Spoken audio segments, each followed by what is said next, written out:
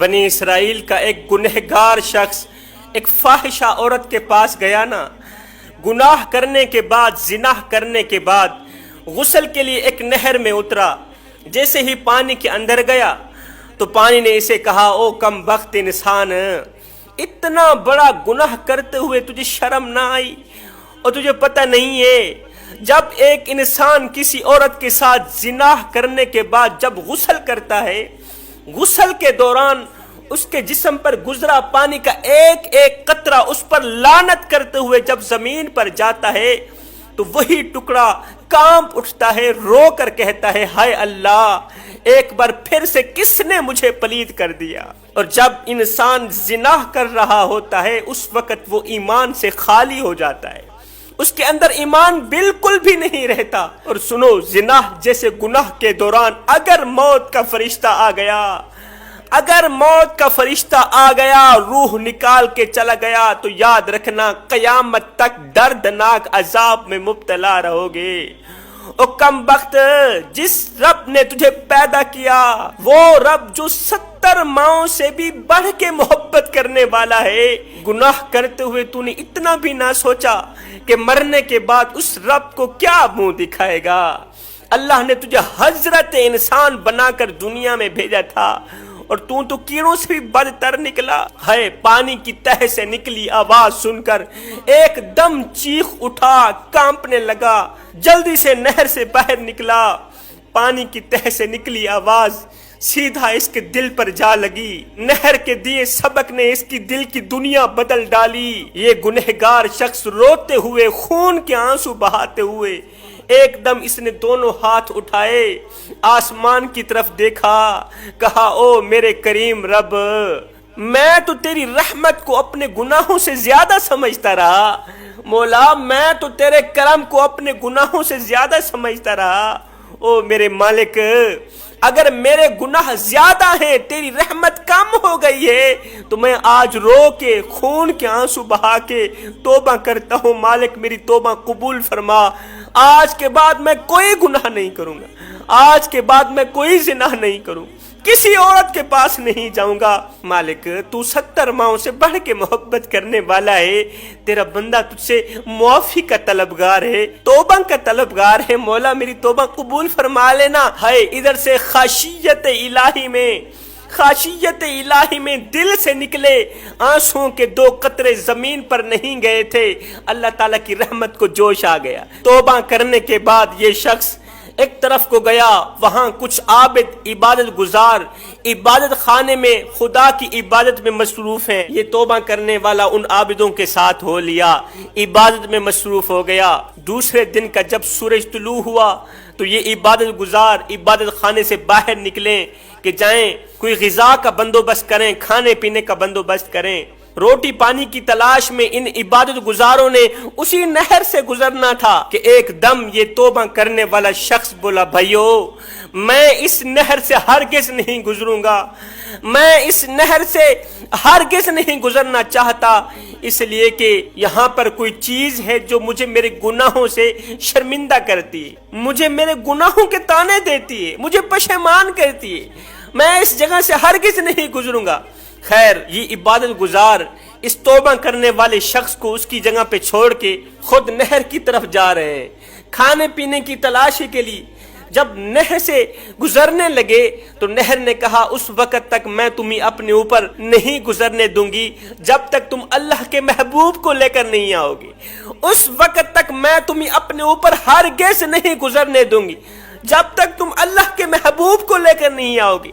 عبادت گزار بولے، اللہ کا محبوب کہاں ہے؟ نہر نے کہا کہ وہ جسے تم پیچھے چھوڑ کے آئے ہو، وہ توبہ کرنے والا، وہ اللہ کا محبوب، اس نے اس انداز میں توبہ کی، اس نے خشیت الہی میں غرق ہو کے، خشیت الہی میں خون کے آنسو بہا کر اس نے اس سلیقے سے توبہ کی، اس انداز میں اللہ کی رحمت کی طرف متوجہ ہوا کہ اللہ کی رحمت جوش میں آئی۔ اللہ نے نہ صرف اس کی توبہ قبول فرمائی، اللہ نے نہ صرف اس کی توبہ قبول فرمائی ہے بلکہ اس کے تمام پچھلے گناہوں کو نیکیوں میں بدل کے اللہ نے اسے اپنا محبوب بنا دیا۔ اللہ نے اسے اپنا محبوب بنا دیا، اللہ نے اسے اپنا دوست بنا دیا۔ اے جوانو، میرے نبی نے فرمایا میں اللہ کا حبیب ہوں، پھر فرمایا جو جوان جوانی میں توبہ کرتا ہے وہ بھی اللہ کا حبیب بن جاتا ہے۔ اگر تم بھی اللہ کے دوست بننا چاہتے ہو، اگر تم بھی اللہ کے ولی بننا چاہتے ہو تو پھر آ جاؤ، میرے کریم رب کی رحمت بڑھ چڑھ کے تمہارا انتظار کر رہی ہے، تمہارے استقبال کے لیے کھڑی ہے۔ ایک بار تو اس کی چوکھٹ پہ آ کر تو دیکھ، ایک بار دامن پھیلا کر تو دیکھ۔ میرا اللہ فرماتا ہے، میرے بندے تیرا میرا تو ویسے ہی خاص تعلق ہے، اس لیے کہ تو میرا حبیب کا امتی ہے۔ ایک بار تو میری چوکھٹ پہ آ کر تو دیکھ، اے بخشش کی حد نہ کر دوں مجھے رب العالمین بھی نہ کہنا، بخشش کی انتہا نہ کر دوں مجھے رب العالمین بھی نہ کہنا۔ تو کس مقصد کے لیے اس دنیا میں آیا ہے اے نوجوان؟ جس مقصد کے لیے اللہ نے تمہیں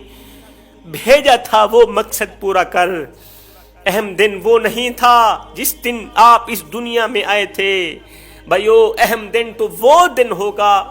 جب تم لوگ یہ جان لوگے کہ تمہارا اس دنیا میں آنے کا مقصد کیا تھا۔ ایک ہی مقصد تھا کہ ہم اپنی ساری زندگی نبی نبی کرنے میں بسر کر دیتے، ساری زندگی نبی نبی کرنے میں گزار دیتے۔ جوانو خدارا اٹھو تو نبی نبی کرتے ہوئے، زندگی کا اصلی مقصد بھی یہی ہے، اٹھو تو بس نبی نبی کرتے ہوئے، بیٹھو تو بس نبی نبی کرتے ہوئے، چلو تو نبی نبی کرتے ہوئے، پھرو تو نبی نبی کرتے ہوئے، مسجد میں آؤ تو نبی نبی کرتے ہوئے، پڑھنے کے لیے قرآن اٹھاؤ تو نبی نبی کرتے ہوئے، اللہ سے مانگنے کے لیے، رزق مانگنے کے لیے، اولاد مانگنے کے لیے، صحت مانگنے کے لیے، شفا مانگنے کے لیے اللہ کی طرف ہاتھ اٹھاؤ تو نبی نبی کرتے ہوئے، درود پڑھتے ہوئے، وہ ساری زندگی نبی نبی کرنے میں گزار دو، ساری زندگی نبی نبی کرنے میں گزار دو، یہاں تک کہ جب موت کا فرشتہ تمہاری روح نکالنے آئے اس وقت بھی نبی نبی کے ترانے تمہاری زبان پہ جاری ہوں، یہاں تک کہ جب تمہارے عزیز و اقارب تمہیں قبر کی اندھیری کوٹھڑی میں تنہا اکیلا چھوڑ کے واپس چلے جائیں تو اس وقت تمہاری قبر کی مٹی بول اٹھے کیا کہ قبر میں جو مشکل کشا آ گیا، مجھے موت میں بھی مزہ آ گیا۔ ارے سرانے پہ بیٹھے جو دیکھا نبی کو، نکیرین کو بھی حیا آ گیا۔ جس نبی نے ہمیں قبر میں بچانا ہے، ہمیں حشر میں بچانا ہے، اس نبی کا دامن پکڑو، اس نبی کا دامن پکڑ لو، انشاءاللہ پھر دیکھنا تمہارا ہر ایک قدم نیک اعمال کی طرف جائے گا، پھر تمہارا ہر ایک پیر، ہر ایک قدم ان کاموں کی طرف جائے گا جو کام اللہ کو بھی پسند ہے، اس کے رسول کو بھی پسند ہے۔ جنگ احد میں ایک عورت کو پتہ چلا کہ میرے نبی کا ایک دانت مبارک شہید ہو گیا، میرے نبی کا ایک دانت مبارک شہید ہو گیا ہے۔ جیسے ہی عورت کو خبر ملی، عورت اپنے گھر سے اٹھی، گھر کو اکیلا چھوڑ کے، گھر کو تالا لگانا بھی بھول گئی، گھر سے نکلی، میدان احد کی طرف بھاگتی دوڑتی چلی جا رہی، میدان احد کی طرف بھاگ رہی ہے، یہ پکار رہی ہے، لوگو میں نے سنا ہے کہ میرے نبی کا دانت مبارک شہید ہو گیا ہے، میں نے سنا ہے کہ میرے نبی کا دانت مبارک شہید ہو گیا ہے، لوگو مجھے بتاؤ تو صحیح، کیا یہ سچ ہے؟ کیا واقعی میرے نبی کا دانت مبارک شہید ہو گیا؟ میرے نبی درد میں ہیں؟ کیا واقعی میرے نبی تکلیف میں مبتلا ہے؟ ہائے میں مر گئی، اللہ میرے نبی کو تو کچھ نہ ہو۔ میدان احد کی طرف دوڑتی بھاگتی چلی جا رہی ہے، آگے ایک شخص آ رہا تھا، اس نے کہا کہ تیرا بیٹا زندگی موت کی جنگ لڑ رہا ہے، جنگ کے دوران کسی کافر نے وار کیا، تیرا بیٹا شدید زخمی ہے، زخموں سے چور چور ہے، خون سے آلودہ ہے، تیرا بیٹا زندگی موت کی جنگ لڑ رہا ہے۔ اس عورت نے کہا مجھے میرے بیٹے کی بات مت کرو، جو میں پوچھ رہی ہوں وہ بتاؤ کہ میرے نبی کا کیا حال ہے۔ تھوڑا آگے گئی، کسی نے کہا آپ کا شوہر زخموں کی تاب نہیں لا رہا، چیخ رہا ہے، چلا رہا ہے بیچارہ، اس کو بچانے کے لیے جاؤ۔ اس نے کہا مجھے میرے شوہر کی بات مت کرو، یہ بتاؤ کہ میرے نبی کا کیسا حال ہے۔ ہائے کتنی محبت ہے نبی کے ساتھ، میں کہتا ہوں یہ محبت نہیں، یہ تو مودت ہے۔ جس طرح مچھلی کو پانی کے ساتھ مودت ہے کہ مچھلی پانی کے بغیر نہیں رہ سکتی، اور جس طرح مچھلی پانی کے بغیر نہیں رہ سکتی، اس طرح صحابہ بھی نبی کے بغیر ہرگز نہیں رہ سکتے۔ نبی کے بغیر صحابہ کا جینا محال ہے۔ جس طرح تو اور میں پانی کے بغیر نہیں رہ سکتے، اس طرح صحابہ نبی کے بغیر نہیں رہ سکتے تھے۔ یہ عورت نبی نبی کرتے ہوئے تھوڑا آگے گئی، کسی نے کہا کہ آپ کا جو 30 سالہ نوجوان بھائی ہے وہ پانی پانی کر رہا ہے، زخموں سے چور چور ہے، خون آلودہ ہے، زندگی موت کی جنگ لڑ رہا ہے، تڑپ رہا ہے، بیچارہ پانی پانی کر رہا ہے، بھاگو دوڑو اسے پانی دو، بھائی کو پانی دو۔ اس نیک دل خاتون نے کہا یہاں مجھے میرے بھائی کی کہانی نہ سناؤ، یہاں مجھے میرے بھائی کا قصہ، میرے بھائی کا حال مت سناؤ، مجھے یہ بتاؤ کہ میرے نبی کا کیسا حال ہے، میرے نبی کو کوئی چوٹ تو نہیں لگی، میرے نبی کو کوئی تکلیف تو نہیں ہوئی، میں نے سنا ہے میرے نبی کا دانت مبارک شہید ہو گیا ہے، بتاؤ یہ خبر غلط ہے نا، غلط خبر ہے نا، میرے نبی محفوظ ہے نا، میرے نبی کو کچھ ہوا تو نہیں ہے نا۔ آخر میں جا کر کسی نے کہا کہ الحمدللہ حضور کو کچھ نہیں ہوا، حضور خیر و عافیت سے واپس کی طرف آ رہے ہیں، مگر سنو تیرا ایک بھائی بھی فوت ہو گیا، تیرا نوجوان بیٹا بھی شہید ہو گیا، ہائے نوجوان بیٹا شہید ہو گیا، اسے کوئی پرواہ نہیں ہوئی، شوہر شہید ہو گیا، اسے کوئی پرواہ نہیں ہوئی، بھائی شہید ہو گیا، اسے کوئی پرواہ نہیں ہوئی۔ جیسے ہی نبی کی خیر و عافیت کی خبر سنی، اس عورت نے دونوں ہاتھ اٹھائے، عرض کی شکر الحمدللہ، شکر میرے مالک، جو میرے سونے محمد تو مر گیا اتر گیا، جو میرے نبی تو مر گیا بس وہی تر گیا۔ کہا میں نے تو بیٹے کو پیدا بھی اس لیے کیا تھا کہ تو نے جب بھی قربان ہونا ہے میرے محمد دے نام تو قربان ہونا ہے، تو نے جب بھی شہید ہونا ہے دین کے نام پہ شہید ہونا ہے۔ وہ تھی اسلام کی مقدس شہزادیاں جن کی گود میں اسلام پلتا تھا، وہ تھی اسلام کی مقدس شہزادیاں جن کی گود میں بچے نہیں پلتے تھے، اسلام پلتا تھا، جن کی گود میں پلنے والے بچوں پر اسلام فخر کرتا تھا، اسلام رشک کرتا تھا۔ آج کل کی مائیں بھی ہیں، ایک طرف بچے کو دودھ پلا رہی ہیں، دوسری طرف فحش فلمیں کی طرف نظریں جمی ہوئی ہیں۔ مجھے بتاؤ ایک ماں ایک طرف بچے کو دودھ پلا رہی ہو،